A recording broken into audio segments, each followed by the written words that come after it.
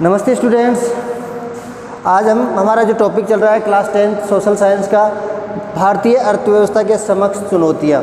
तो अपनी जो अर्थव्यवस्था है, अपने देश की जो राष्ट्रीय आय है, इनकम है, तो देश के विकास में किस प्रकार से ये चुनौतियों का सामना करना पड़ता है, ऐसी कौन कौन सी समस्याएं हमारे सामने खड़ी होती है जिससे हमारे देश की विकास की जो रफ्तार है वो धीमी हो रही है, यानी विकास की ओर आगे नहीं बढ़ करके हम वहीं पर स्थिर है। तो इसके क्योंकि इससे पहले अपन ने पढ़ा था देश के बारे में कि देश विकासशील अवस्था और देश की अविकसित अवस्था, यानी दोनों ही अवस्थाएं जो होती है, ये अविकसित अवस्था जो है ये कब हमारे यहाँ से समाप्त होगी, तो इसमें हमारी कौन कौन सी ऐसी चुनौतियाँ हैं जो हमारे सामने समस्याएं बनी हुई है। तो अर्थव्यवस्था के समक्ष चुनौतियाँ, इससे पिछले चैप्टर में अपने अर्थव्यवस्था के बारे में समझा था। कल आपको इन चीज़ों के बारे में बुक में से समझाया था और उसके बाद में आज हम शुरू करते हैं। तो भारतीय अर्थव्यवस्था को सबसे ज़्यादा प्रभावित करने वाले जो कारक माने गए हैं वो है गरीबी, बेरोजगारी और मूल्यवृद्धि। मूल्यवृद्धि जो है, उस मूल्यवृद्धि से हमारा अभिप्राय होता है कि वस्तु की कीमत का बढ़ना। लगातार आए दिन हमारे वस्तुओं की कीमतों में वृद्धि होती जा रही है। पिछले साल की तुलना में अगर इस साल हम तुलना करें और उसका आकलन करें तो पता चलता है कि पिछले साल जितनी क्वांटिटी, जितनी मात्रा में हमने वस्तु खरीदी थी, वही वस्तु इस बार पिछले साल की तुलना में काफ़ी महंगी हो गई है। तो ये जो तुलना होती है, इन तुलनाओं से, यानी इसको अपन क्या बोलते हैं, मूल्यवृद्धि। क्वांटिटी अपनी वही है, मात्रा में उतनी चीज़ प्राप्त हो रही है, लेकिन उसके लिए अपने को अधिक धन देना पड़ रहा है, अपनी अधिक मुद्रा अदा करनी पड़ रही है। तो उन चीज़ों को ध्यान में रखते हुए तो ये मूल्यवृद्धि प्रभावित करती है सबसे ज़्यादा। उसके बाद में अगर बेरोजगारी की बात करें तो बेरोजगारी अपने देश की जनसंख्या बहुत ज़्यादा है और देश की जनसंख्या के अकॉर्डिंग यहाँ पर पर्याप्त मात्रा में संसाधन भी नहीं है, और संसाधन के साथ साथ सरकार के पास पर्याप्त मात्रा में इतनी नौकरियां नहीं है कि यहाँ के लोगों, सभी लोगों को वो नौकरी पर लगा सके। तो इनके लिए क्या है, इस प्रकार की परिस्थितियाँ उत्पन्न या नहीं कर पा रहे हैं, या पढ़े लिखे नौजवान जो नवयुवक है वो भी आज बेरोजगारी के कारण क्या कर रहे हैं, इधर से उधर भटकते रहे। तो उसका कारण क्या है, क्योंकि उनको रोज़गार क्यों नहीं मिल पाता है। तो रोज़गार नहीं मिलने का कारण एक तो जनसंख्या वृद्धि और सरकार की जो नीतियाँ हैं वो स्पष्ट नहीं है। आए दिन राजनीतिक परिवर्तनों के कारण क्या होता है, जो वैकेंसी जो होती है वो वैकेंसी भी अटकी रहती है, और इस प्रकार बहुत सारी समस्याएं बनी रहती है, जिसके कारण क्या होता है, हमारे सामने वो अर्थव्यवस्था जो होती है वो अस्थिर बनी रहती है, यानी उसमें गति की ओर नहीं बढ़ पाती, विकास नहीं कर पा रही है। तीसरा माना जाता है गरीबी, यानी इस गरीबी का अगर बात करी जाए तो जब अपना देश आज़ाद हुआ था तब से लेकर अगर वर्तमान तक की बात की जाए तो सरकार ने योजनाओं के माध्यम से देश में बहुत सारे औद्योगिकरण, बहुत सारे उद्योग स्थापित किए। अपनी गरीबी को दूर करने के लिए सरकार द्वारा बहुत सारी पंचवर्षीय योजनाओं के माध्यम से प्रयास किए गए, लेकिन फिर भी आज हमारी जो गरीबी है ये गरीबी कम नहीं हुई है। हालांकि पहले की तुलना में गरीबी कम हुई है, लेकिन जितनी अपने को संतुष्टि वाली सुधार चाहिए था उतना सुधार नहीं हो पाया। तो उसका कारण क्या है, वही चीज़ें कुछ ऐसी मात्रा में या राजनीतिक ऐसे क्षेत्र या सरकार द्वारा जो धन व्यय किया जाता है वो उसका सही सुचारू रूप से गरीबी लोगों तक उसकी पहुंच नहीं हो पाती, सरकारी योजनाएं गरीबों तक नहीं पहुंच पाती। तो इसे बहुत सारे ऐसे कारण हैं जिनकी वजह से हमारे देश की अर्थव्यवस्था ऐसे कैसी बनी हुई है। तो अब इसको आगे ध्यान से देखते हैं कि अर्थव्यवस्था को गरीबी, बेरोजगारी और मूल्यवृद्धि किस प्रकार से प्रभावित करती है। तो सबसे पहले अपन पढ़ेंगे मूल्यवृद्धि या मुद्रास्फीति जिसको बोलते। मूल्यवृद्धि का ही कोई अपन आर्थिक शब्दों में अगर समझा तो मुद्रास्फीति कहा जाता है। तो मुद्रास्फीति से हमारा अभिप्राय क्या होता है, यानी वस्तु की कीमत में वृद्धि होना।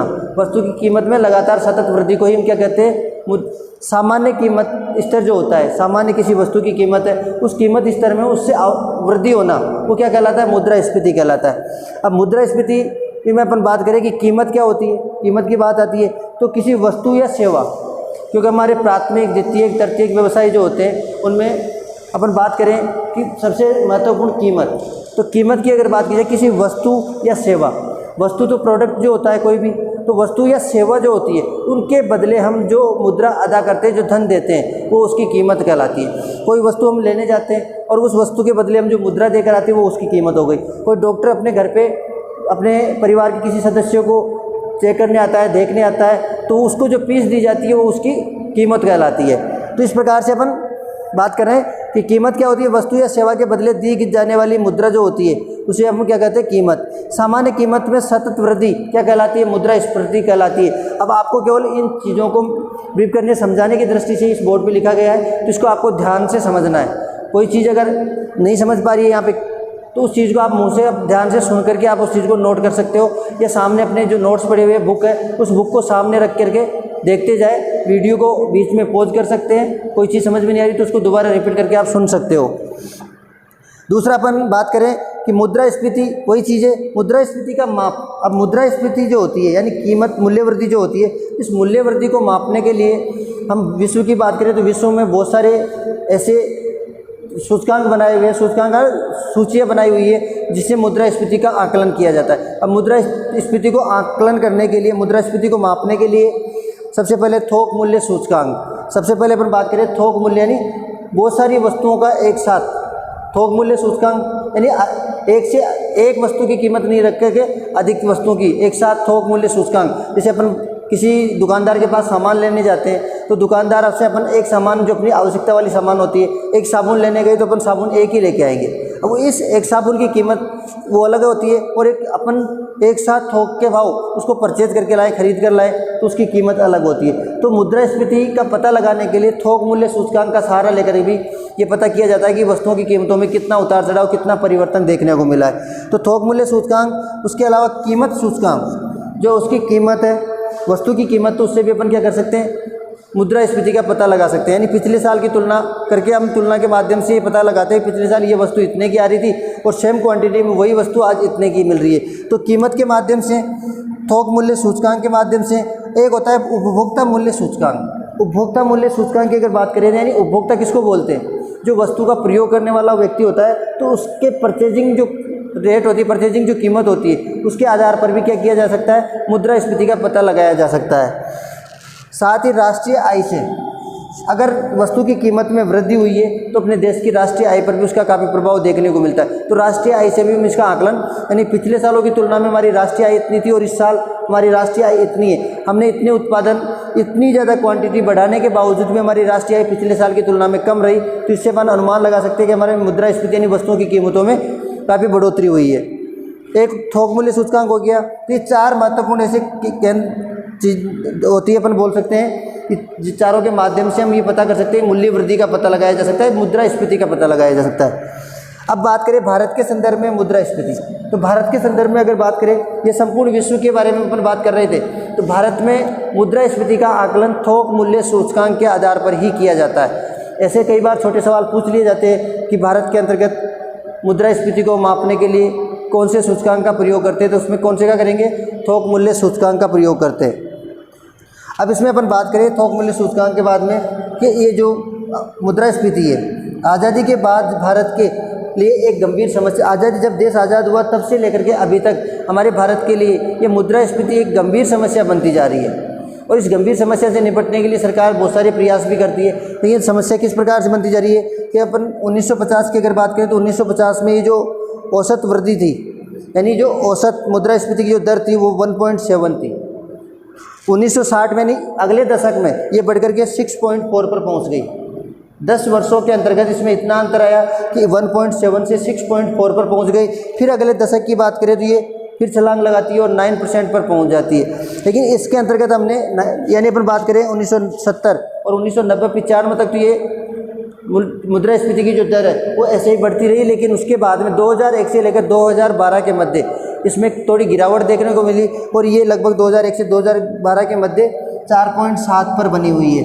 यानी मुद्रास्फीति की जो दर है वो 4.7 से लगातार वैसे के वैसे चल रही है। तो ये मुद्रास्फीति के बारे में अपन बात करें, मुद्रास्फीति को मापने के तरीके और किस प्रकार से इसका आकलन किया जाता है, तो भारत में मुद्रास्फीति को मापने के लिए थोक मूल्य सूचकांक का प्रयोग किया जाता है। उसके बाद में अपन बात करें कि इस मुद्रास्फीति से हमें क्या हानि होती है, बढ़ती है तो बढ़ने दें, तो हमें इससे नुकसान क्या होता है, तो इस नुकसान के बारे में अपन बात करेंगे कि मुद्रास्फीति से कौन कौन सी हानियाँ होती है।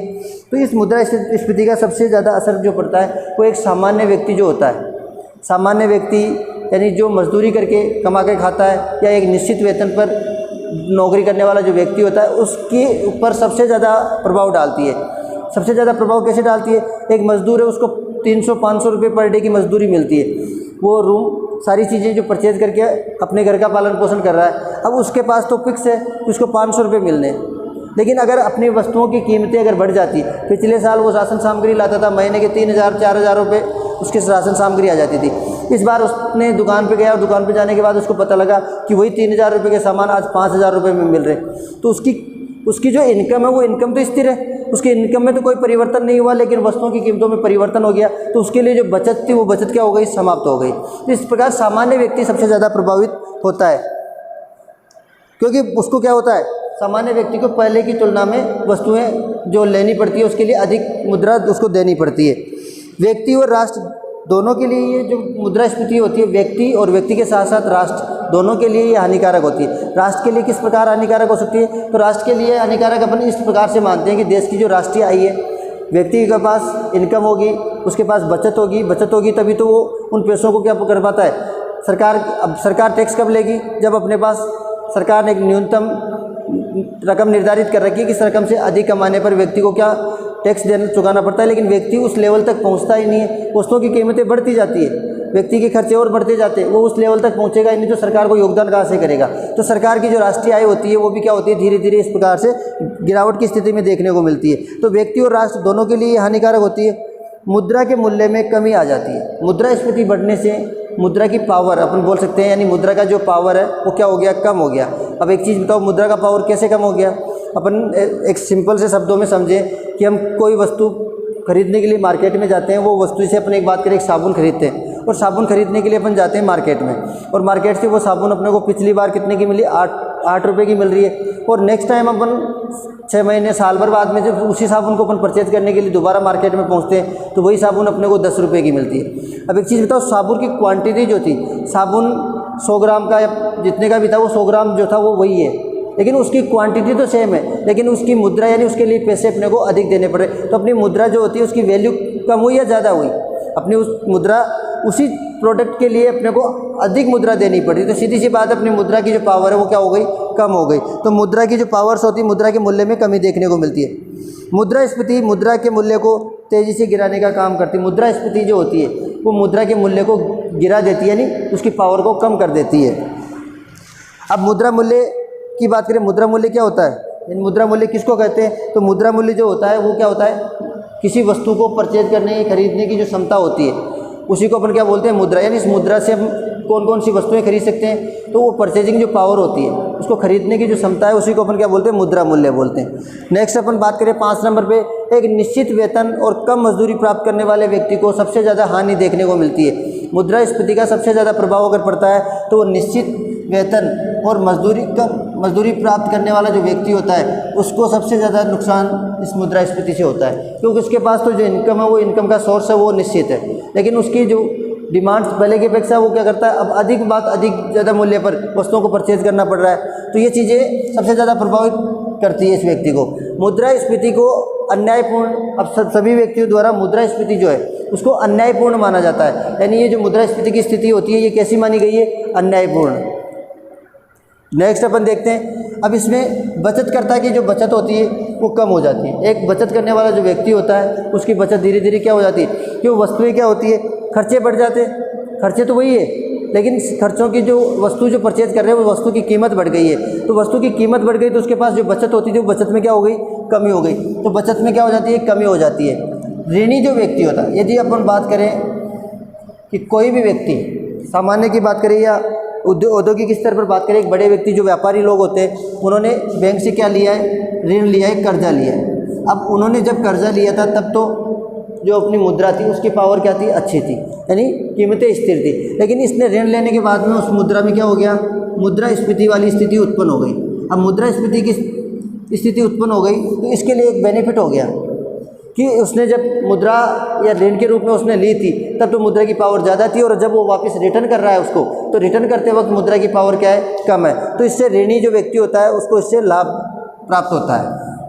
नेक्स्ट अपन बात करें मुद्रास्फीति का प्रभाव। मुद्रास्फीति कौन कौन सी चीज़ों को प्रभावित करती है, तो मुद्रास्फीति जो होती है विकास की दर, देश की विकास जो दर होती है उसको प्रभावित करती है, देश की विकास दर को नीचे ले आती है। गरीब जो व्यक्ति होते हैं गरीबी को बढ़ाने का काम भी करती है। बेरोजगारी सबसे ज़्यादा प्रभावित करती है मुद्रास्फीति, बेरोजगारी। लोगों के पास रोजगार तो पहले से नहीं है, उनके खर्चे उतने के उतने ही है, तो उनके लिए सबसे बड़ी समस्या उत्पन्न हो जाती है। और धन के वितरण पर प्रभाव पड़ता है। अब जब अपन बात करते हैं कि जैसे बैंक जो होते हैं मुद्रास्फीति की स्थिति में क्या करते हैं, ऋण देना या वितरण करना कम कर देते हैं, तो ये सारी चीज़ें क्या करती है, मुद्रास्फीति के कारण प्रभावित होती है। अब अपन बात करें मुद्रास्फीति में, कल अपन ने जो बात की थी मांग प्रेरित और लागत प्रेरित मुद्रास्फीति। मांग प्रेरित और लागत प्रेरित मुद्रास्फीति, नाम से ही पता चल रहा है, मांग प्रेरित। मार्केट में किसी वस्तु की डिमांड जब बढ़ जाती है किसी वस्तु की मांग जब बढ़ जाती है तो उसकी कीमतें ऑटोमेटिक क्या हो जाती है, बढ़ जाती है, कीमतें भी बढ़ेगी। हम वस्तु मार्केट में 10 उपलब्ध है और लेने वाले पहुंच गए साहब 20। अब सामने वाला दुकानदार क्या करता है, दुकानदार उसका बेनिफिट उठाता है, उसका फ़ायदा उठाता है और 10 व्यक्तियों के सामने एक शर्त रख देता है कि साहब जो मेरे को ज़्यादा कीमत अदा करेगा उसी को मैं वस्तु दूंगा। पहले वस्तु आ रही थी 10 रुपये की और दूसरे 10 व्यक्ति उसको लेने पहुँचे, साथ में 10 व्यक्ति दूसरे पहुँच गए। तब ये 10 व्यक्तियों ने बोला कि साहब हमें ये वस्तु 12 रुपये में दे दो, तो दुकानदार को तो फ़ायदे का सौदा मिला है, तो वो ऐसा, तो इसके कारण क्या हो गई, ये 10 रुपये की जो वस्तु थी उसकी कीमत कितनी हो गई, 12 रुपये हो गया। यानी उसकी वजह से तो मांग प्रेरित, मांग बढ़ने से क्या होता है, मांग बढ़ने के कारण भी क्या होता है, वस्तु की कीमतों में वृद्धि होती है। एक होता है लागत प्रेरित। अब लागत प्रेरित का अर्थ होता है कि वस्तु का निर्माण करने में या वस्तु को बनाने में ही क्या हो गई, लागत ज़्यादा आ जाती है। वस्तु को बनाने में ही लागत ज़्यादा आ गई तो ऑटोमेटिक क्या होती है, उससे मुद्रास्फीति यानी मुद्रा की कीमतें या वस्तु की कीमत में क्या हो जाती है, वृद्धि हो जाती है। हम किसी वस्तु का निर्माण कर रहे हैं, अब बाहर से हम कोई वस्तु परचेज करनी पड़ रही है, उसके लिए, उसके निर्माण करने के लिए वो वस्तु अपने महंगी आ रही है, पहले की तुलना में वो अब महंगी मिल रही है, तो सीधी सी बात है इसकी लागत भी बढ़ेगी और लागत बढ़ेगी तो ये लागत कहाँ जुड़ेगी, उसके अंतिम मूल्य पर जाकर के जुड़ती है। तो लागत मांग प्रेरित मुद्रास्फीति और लागत प्रेरित मुद्रास्फीति जो होती है, इससे भी क्या होती है, कीमतों को काफ़ी प्रभावित या कीमतें देखने को मिलती है, कीमतें बढ़ती है। नेक्स्ट अपन बात करें मुद्रास्फीति के कारण, यानी मुद्रास्फीति किस कारण से बढ़ती है।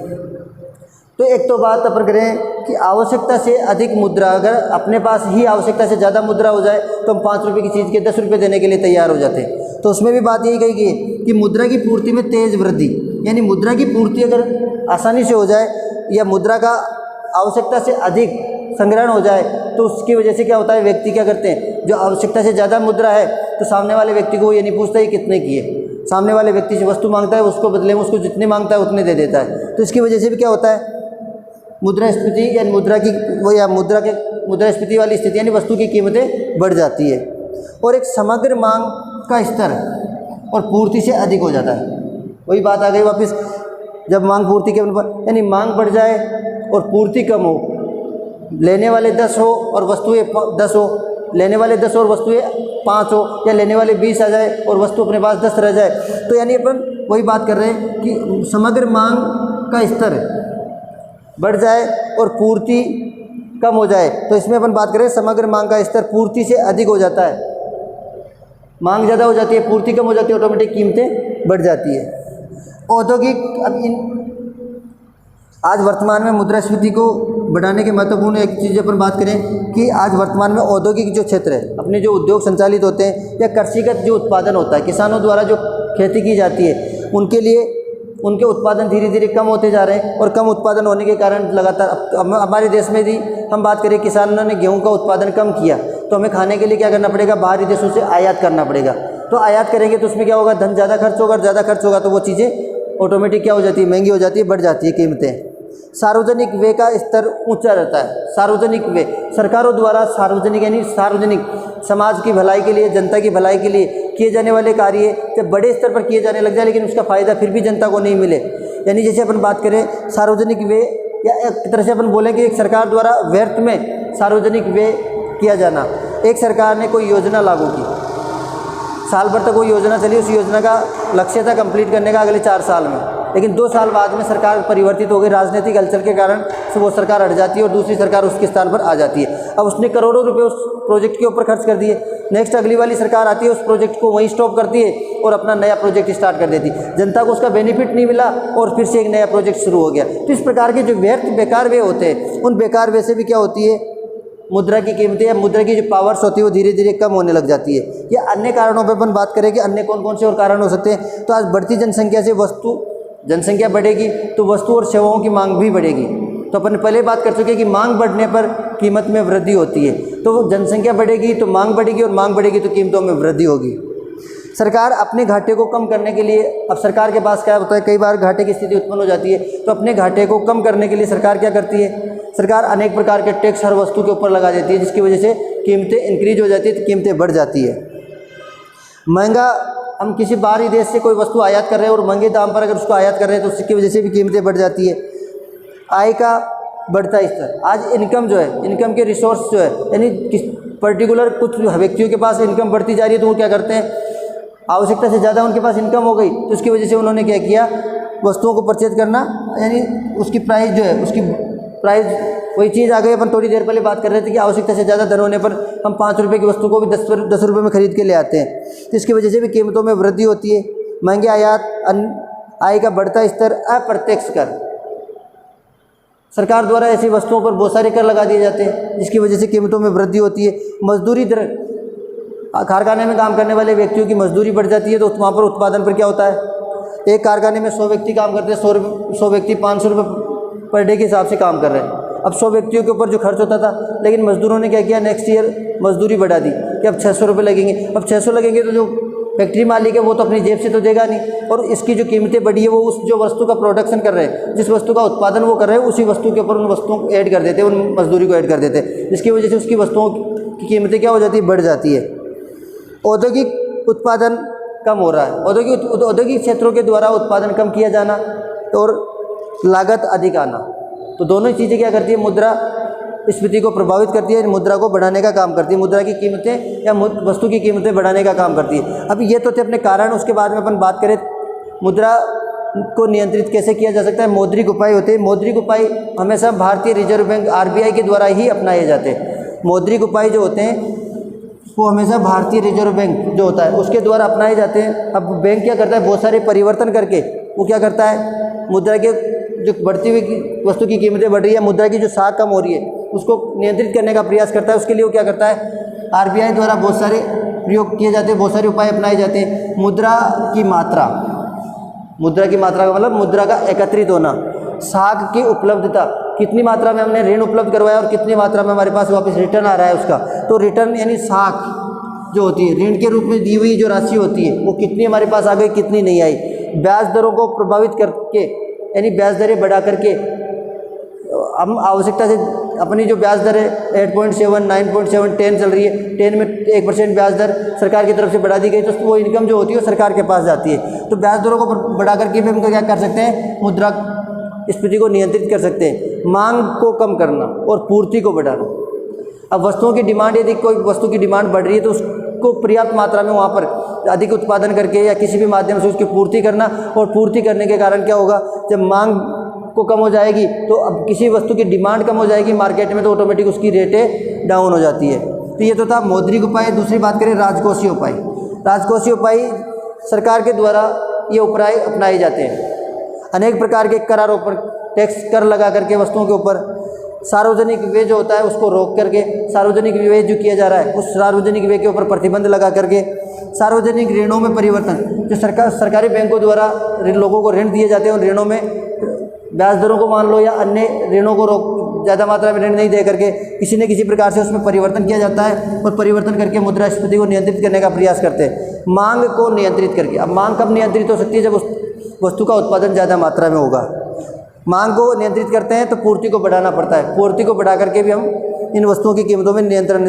अप्रत्यक्ष करों को, जो सरकार द्वारा अनेक प्रकार के जो अप्रत्यक्ष कर जो लगाए जाते हैं उन अप्रत्यक्ष करों को हटा करके भी हम क्या कर सकते हैं, मुद्रास्फीति को नियंत्रित। मुद्रास्फीति जहाँ शब्द आ जाए उसका मतलब वस्तु की कीमतों को घटा सकते हैं, वस्तुओं की कीमतों को नियंत्रित कर सकते हैं। या अन्य की बात करें, अन्य में अपन बात करें वस्तुओं को उचित मूल्य की दुकानों के माध्यम से जनता तक पहुंचाना। उचित मूल्य की दुकानों पर क्या होगा, एक निश्चित निर्धारित दर होती है, उस दर से सभी लोगों तक समान रूप से वो वस्तु पहुंच सके। अभी मार्केट से हम कोई वस्तु लेने जाते हैं, दुकानदार क्या करते हैं, अपनी मर्जी की रेटें लगाते हैं। तो उचित मूल्य की दुकानों के माध्यम से लोगों तक दैनिक आवश्यकता वाली चीज़ों को सप्लाई करके हम इसकी स्थिति को नियंत्रित कर सकते हैं।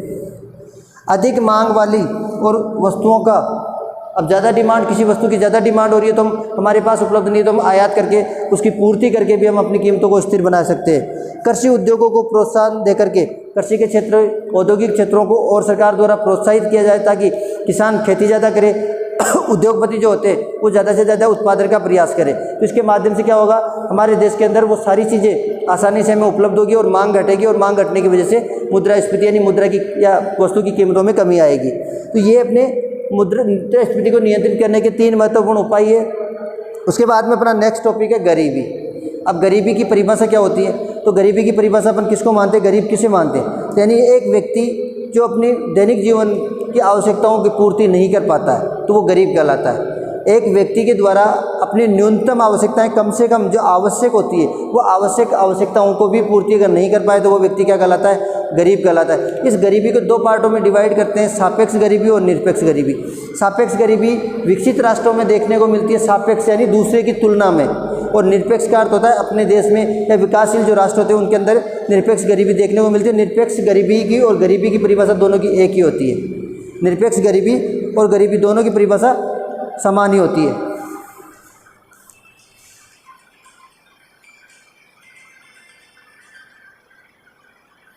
तो दोनों की बात करें हम, सापेक्ष और निरपेक्ष गरीबी तो दोनों समान ही होती है, लेकिन सापेक्ष गरीबी दूसरे की तुलना में और निरपेक्ष गरीबी जो होती है वो विकासशील राष्ट्रों में देखने को। निरपेक्ष गरीबी की अगर परिभाषा देखें तो एक व्यक्ति द्वारा,